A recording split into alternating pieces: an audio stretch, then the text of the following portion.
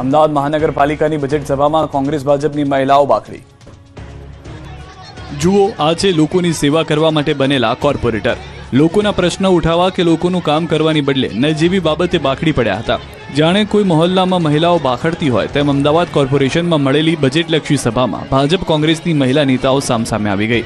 બેઠકમાં municipal school board, VS hospital, AMTS અને Maneklal Jethalal પુસ્તકાલયના budget પર ચર્ચા કરવામાં આવતી હતી, ત્યારે સ્કૂલ બોર્ડની ચર્ચામાં ભાજપ અને કોંગ્રેસના નેતાઓ આમને સામને આવી ગયા। મહિલા નેતાઓ વેલમાં દોડી આવ્યા। દાણી લીમડા વોર્ડના કોંગ્રેસના કોર્પોરેટર રમીલાબેન પરમારે જાહેરમાં નિવેદન કર્યું કે તમારા શાસનમાં શિક્ષકો દ્વારા બાળકો ઉપર બળાત્કાર થાય છે, જેને લઈને ભાજપના કોર્પોરેટર ઉગ્ર થઈ ગયા। બળાત્કારનો શબ્દનો ઉપયોગ કરવામાં આવ્યો, જે શબ્દ પાછો ખેંચવા માટેની માંગ કરી।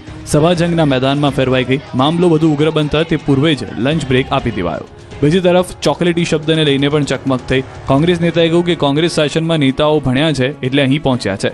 કોંગ્રેસ શાસનમાં શિક્ષણ સારું હતું એટલે આવા નેતાઓ મળ્યા છે।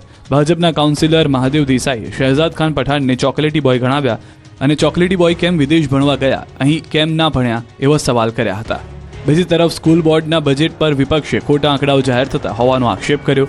બાળકોને હજુ યોગ્ય યુનિફોર્મ આપી શક્યા ન હોવાનો આરોપ લગાવ્યો। કોંગ્રેસે સવાલ કર્યો કે બાળકોની સંખ્યા સ્કૂલમાં ઘટી છે છતાં બજેટમાં કદ વધ્યું, તો ભાજપે આક્ષેપો ફગાવ્યા।